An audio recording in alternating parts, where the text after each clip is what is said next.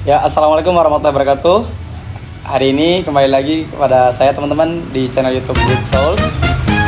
Jadi untuk kesempatan yang sangat berbahagia ini saya mengundang salah satu muhafizah yang mungkin kita akan kupas tuntas tentang bagaimana sih konsep pengalamannya atau kisah inspiratif beliau selama beliau menghafalkan Al-Quran.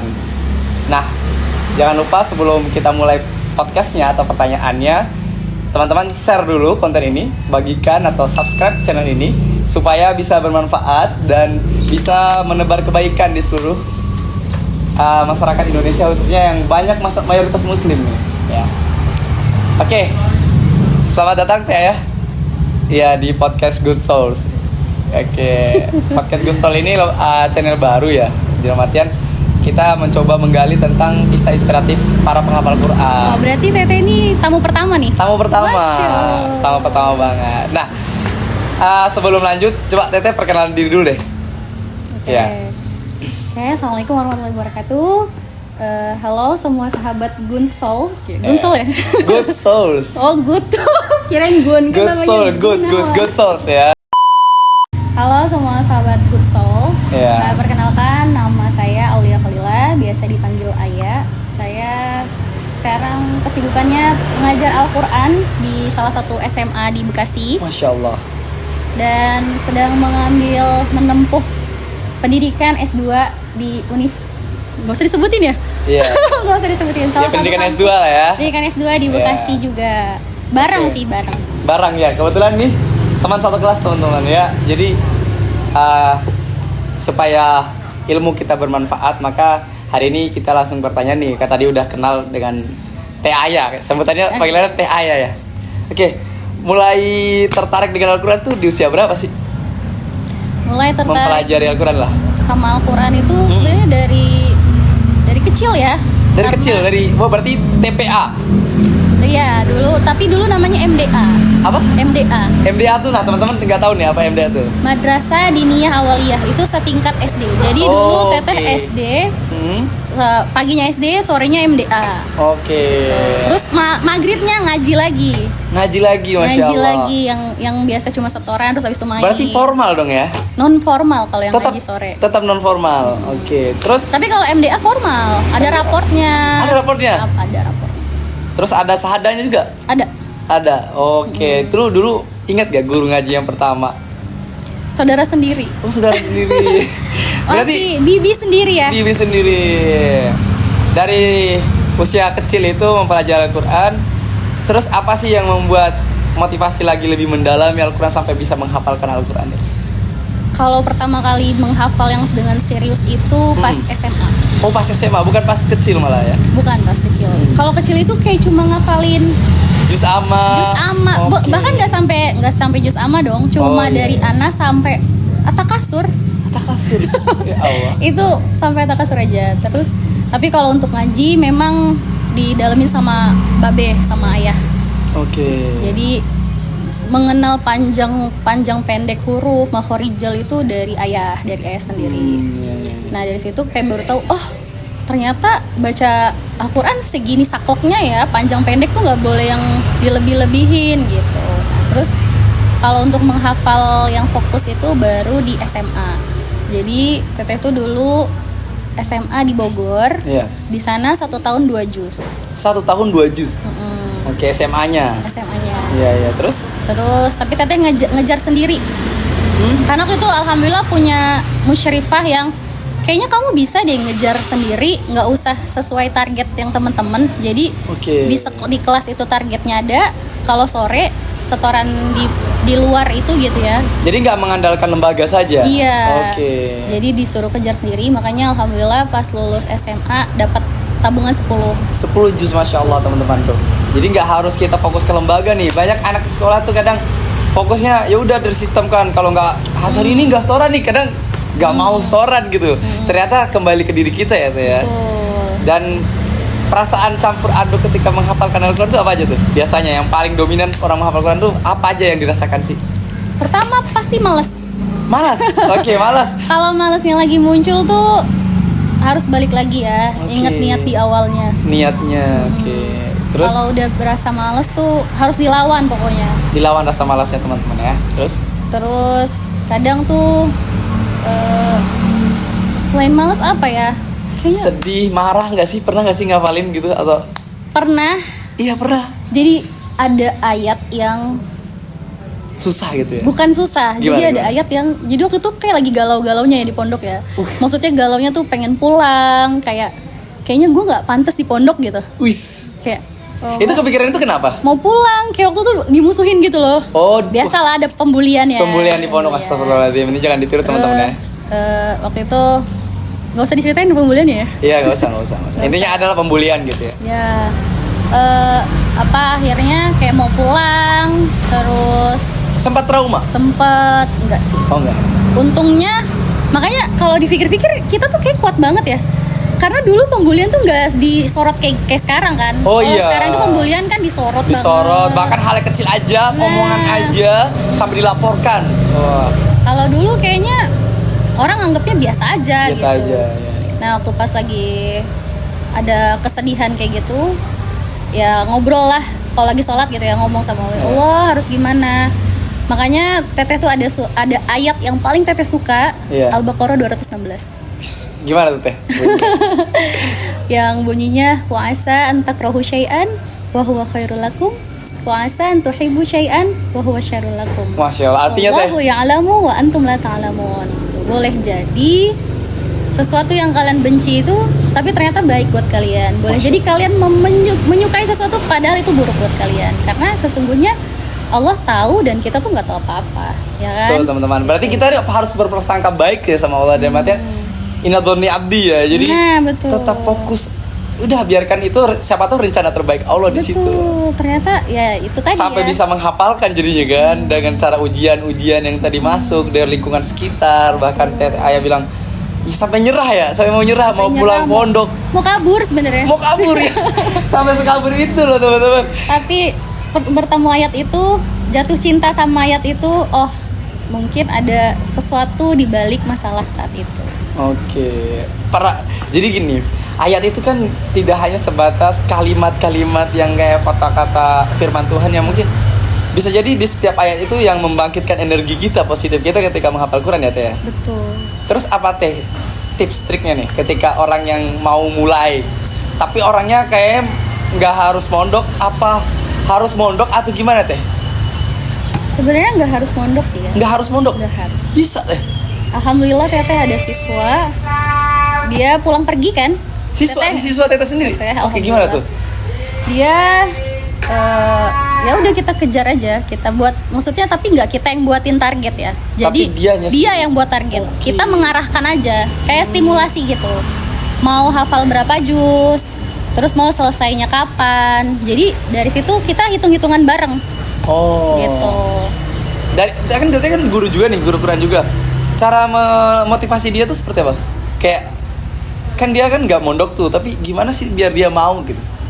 Cara meyakinkannya gimana? Cara meyakinkannya, balik lagi tanya sama dia, fungsi Oke. Quran buat dia tuh apa. Oke. Makanya teteh tuh selalu di awal pembelajaran Al-Quran, kayak lagi MPLS itu kita ada memang hari khusus Quran Day. Oh, Quran Day. Quran Day itu Oke, biasanya Quran Day. 3 hari. 3 hari full. 3 hari full Quran Nggak aja. ada pelajaran lain. Nggak ada. Oke. Itu pas lagi apa? Kalau bahasa kita tuh ospek ya. Ospek. Ospek di awal-awal. Oh iya ya, MPLS lah Ya, kalau di MPLS. sekolah ya. Nah. Iya ya, terus Itu 3 hari Al-Quran aja. Nah di situ penanaman Al-Quran biasanya teteh selalu mengawali apa sih arti Al-Quran untuk kamu. Satu-satu teteh tanya. satu-satu. Satu siswa. Berarti lama dong kalau Lama. Jadi kadang ada yang nggak tahu, apa menurut mereka tuh Al-Quran tuh gimana. Tapi jadi ada pandangan karena mereka ngedenger dari orang lain. Oke, jadi motivasi itu nggak hanya terhadap diri sendiri, tapi di lingkungan sekitar juga yang menjadikan kita semangat menghafalkan Al-Quran tadi. Betul. Kira-kira dari pengalaman menghafal Quran nih, ada nggak sih salah satu pengalaman yang mengesankan kayaknya yang harus kita share ke teman-teman Good Soul nih? Satu pengalaman hidup kayaknya kisah itu bisa menjadikan saya sejauh ini gitu. Sebenarnya teteh ngafal Al-Quran selesai 30 juz itu di Cilacap. Di Cilacap, oke. Cilacap. Posisinya teteh itu udah 24 tahun. Usia 24 Usia tahun. 24 tahun. Dan waktu itu jadi teteh udah kerja nih. Iya, terus. Jadi kan awalnya teteh 10 juz nih, lulus dari pesantren kan. Iya. Terus kuliah, terus kerja. Pas kerja itu sebenarnya mungkin orang-orang berpikir di tempat itu udah enak, gaji gede. Iya, karena Tapi udah nyaman tuh ya. nyaman. Wah, terus Tapi di situ teteh merasakan ada kehampaan. kehampaan. Dalam artian gimana? Ngerasa kosong aja gitu. Pernah nggak sih kalian tuh ngerasa kayak tiba-tiba kosong, hampa gitu? Padahal sholat, ya kan? Ibadah tetap. Ibadah tetap. Bahkan ibadahnya tuh kayak nggak ngerasain apa-apa. Iya, tapi kayak kosong. Kayak sampai ya Allah, ini kok kayak nggak ada kenikmatan di ibadah tuh nggak ada. Akhirnya, Berarti Allah tuh kayak kita ngerasa jauh padahal tapi dekat, tapi kita ngerasa jauh Allah itu. gitu. Akhirnya teteh ya kayak awal tadi tuh ngobrol sama Allah, kayak minta diarahin gimana gitu. Pelan-pelan. Pelan-pelan akhirnya Akhirnya? ada orang tua dari adik kelas teteh nelfon tiba-tiba nanyain tentang kerjaan teteh. Oke. Nah itu kayak kok beliau ngapain nelfon gitu, maksudnya nggak pernah yang beliau tuh sebelumnya kita ada hubungan tuh nggak ada. Dekat pun nggak sama sekali. Oke. Nggak sama sekali. Itu rencana Tuhan luar biasa banget ya. Nah itu dia. Rencana Allah ya, teman-teman Rencana ya. Allah. Akhirnya ngobrol-ngobrol. Iya. Anaknya beliau itu adik kelas teteh 3 tahun. Iya. 3 sampai 4 tahun lah ya. Jadi waktu itu dulu di pondok sering lomba kan. Ya, Nah, MHQ, Iya. MTQ ya biasanya. Nah, teteh sering lombanya kaligrafi waktu itu. Oh, kaligrafi malah ya. Kaligrafi.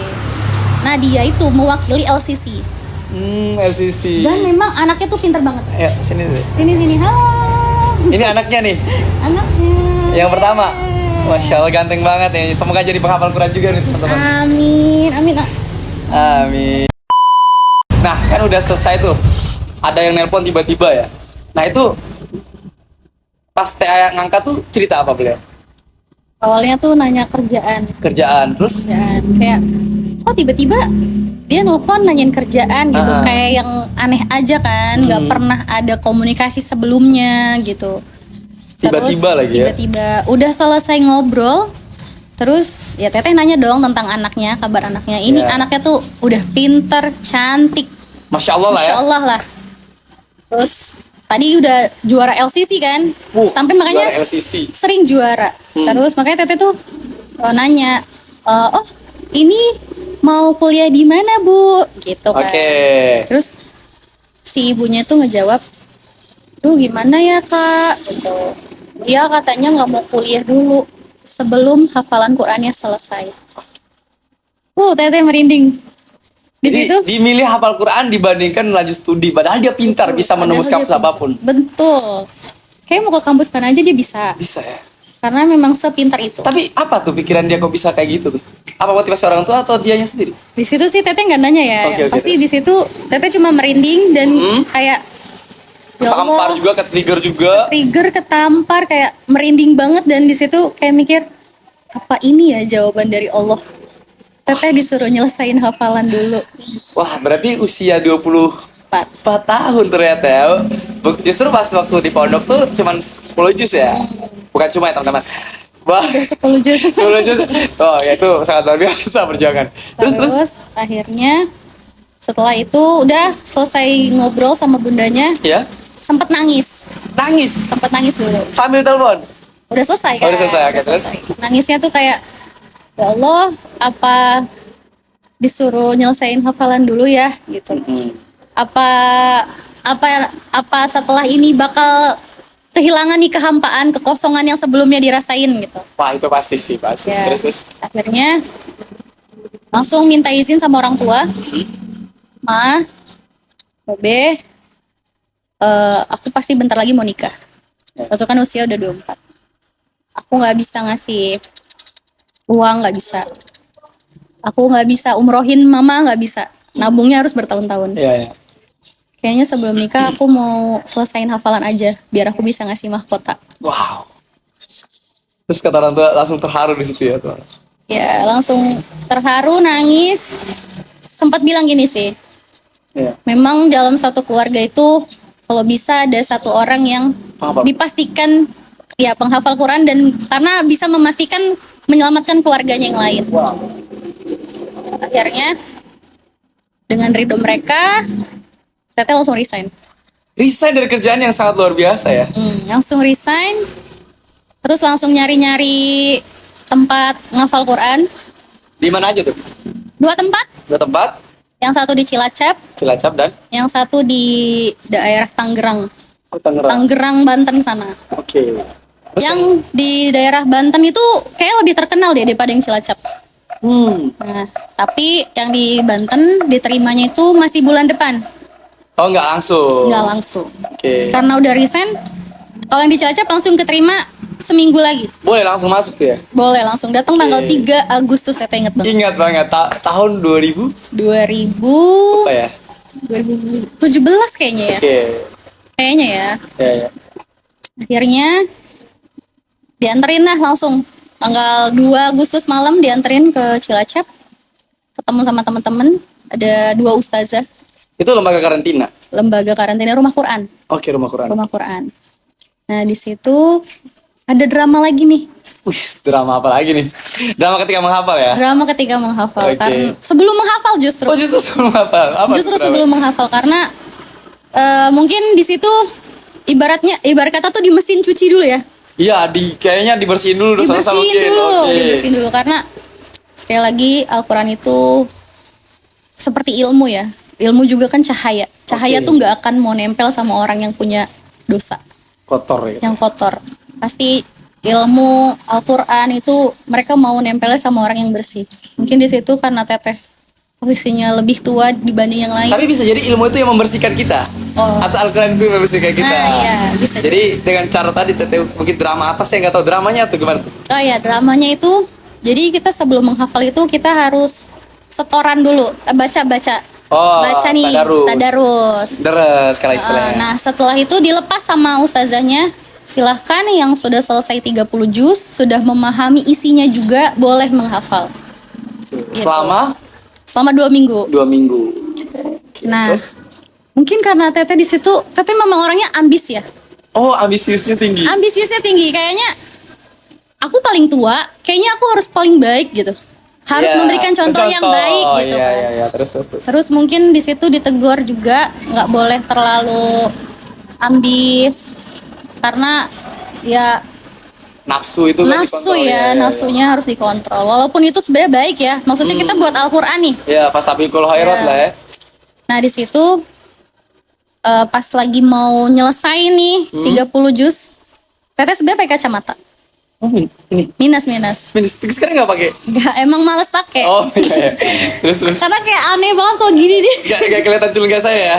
Kalau saya kan memang nggak minus sih, cuma radiasi aja. Oh iya. Nah waktu itu udah mau nyelesain bacaan, buram tuh, Tiba-tiba burung. tiba-tiba buram. Oke, terus. Udah nggak kelihatan ini itu hurufnya. Oh, Hurufnya tuh udah nggak kelihatan. memang buram udah. Udah buram. Akhirnya ngambil kacamata, pas pakai kacamata tambah nggak jelas. Anehnya apa pas pakai kacamata? Pas pakai kacamata malah tambah nggak jelas. Wah, itu. Buka kacamata lebih nggak jelas lagi. Udah cuma putih doang. Jadi kayak cuma megang, kelihatannya tuh megang kotak putih. Bahkan ustazahnya yang terima setoranmu nggak jelas mukanya. Enggak. Akhirnya nangis, bilang ke temen, tolongin gitu. Katanya kenapa gitu? Gak tahu, nggak bisa ngelihat, ini udah nggak ada bacaannya. Ih, kamu juga matanya nggak kelihatan. Akhirnya dipanggil ustazah. Ya udah, kata ustazah, jangan dipaksa, Oke. istirahat dulu. Oke. Disuruh muhasabah. Muhasabah itu hanya berhenti di kamar, apa renung apa Ya waktu itu Teteh jadi di kamar aja. di kamar aja? Di Oke, kamar terus? aja nangis, tapi pas waktunya jamaah sholat ikut. Tetap Tapi harus dituntun. Oke. Beneran kayak orang buta di situ. Dan mikir emang, ya Allah ini seberapa lama ya bakal dijadikan buta kayak gini? Tapi itu berapa hari? 1 malam. 1 malam aja? 1 malam. Wah, itu hujannya untung gak lama ya. Terus. Alhamdulillah itu. Pokoknya yang lain tidur tuh kayak cuma mau nangis aja gak sih? Ya Allah, kayaknya dosanya tuh emang lebih banyak dari mata mungkin ya. Berarti langsung doa terus sama Allah Iya, malam sholat. nangis aja. sholat, ya Allah. Maksudnya abis nangis ngelihat Quran belum bisa ngeliat Quran lagi masih nggak jelas, kayak ya Allah harus gimana, ya Sampai jam udah berapa tuh istighfar malam-malam terus. tuh? Jam 1, Jam 2. jam 2. Jam 2 nangis ketiduran, dibangunin lagi, Wow. sholat subuh. Kan jam 3 itu udah dibangunin ya buat setoran Oke, pertama. sholat subuh.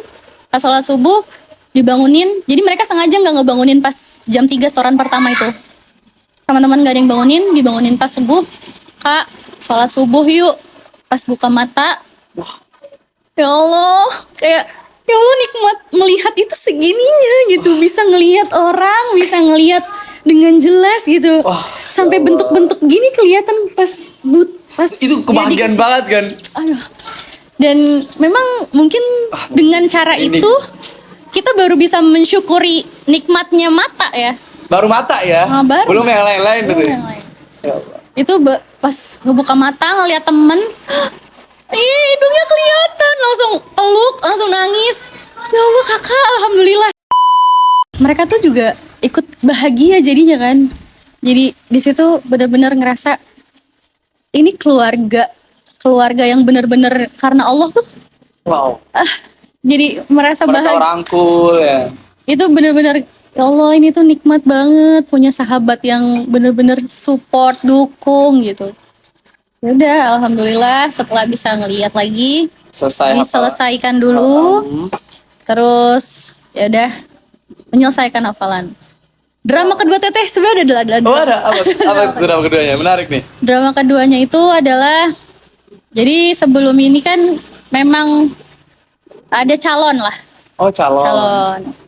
Nah waktu itu tapi kayak udah gitu, maksudnya lagi mau fokus gitu. Tapi waktu itu dimimpiin sekali, mimpinya itu cuma senyum Sama calon itu. sama si calon itu. Terus Itu 2 kali setoran gak bisa, padahal cuma mimpi. padahal cuma mimpi. Wah.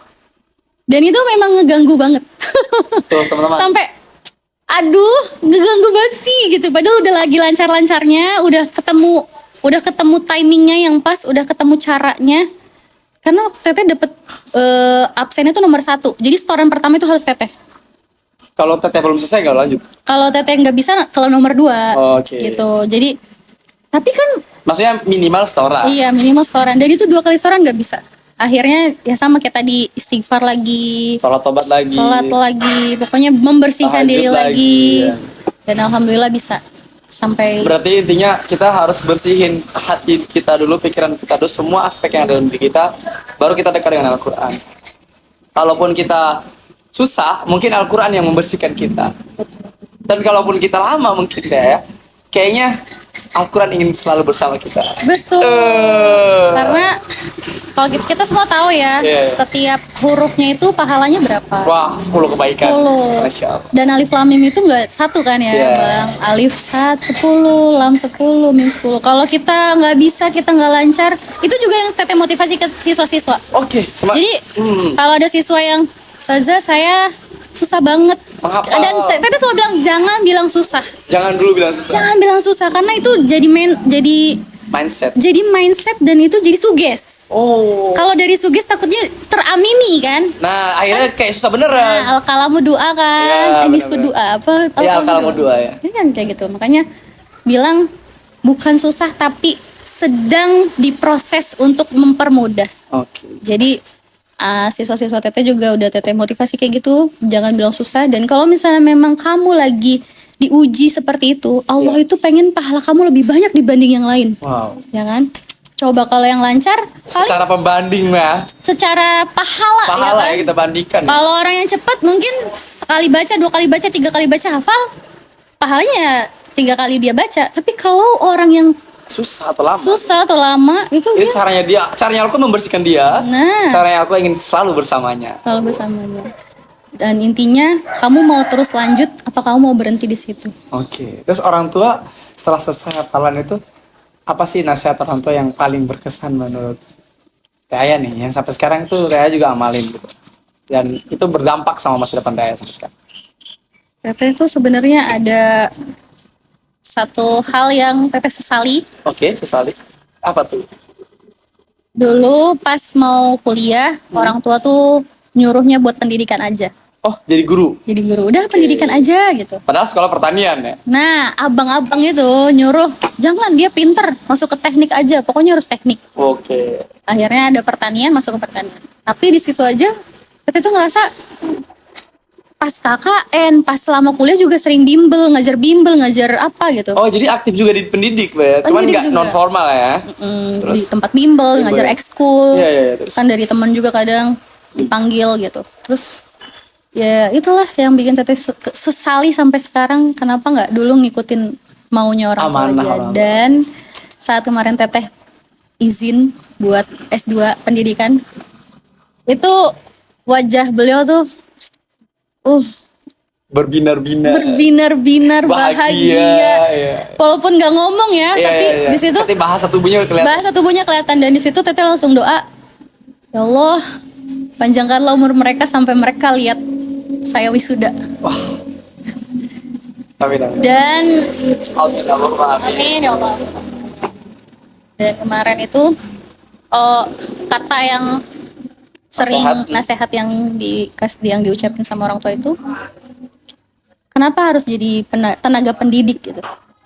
Karena kita nggak tahu dari tangan siapa yang akan menyelamatkan kita untuk masuk surga. Wow.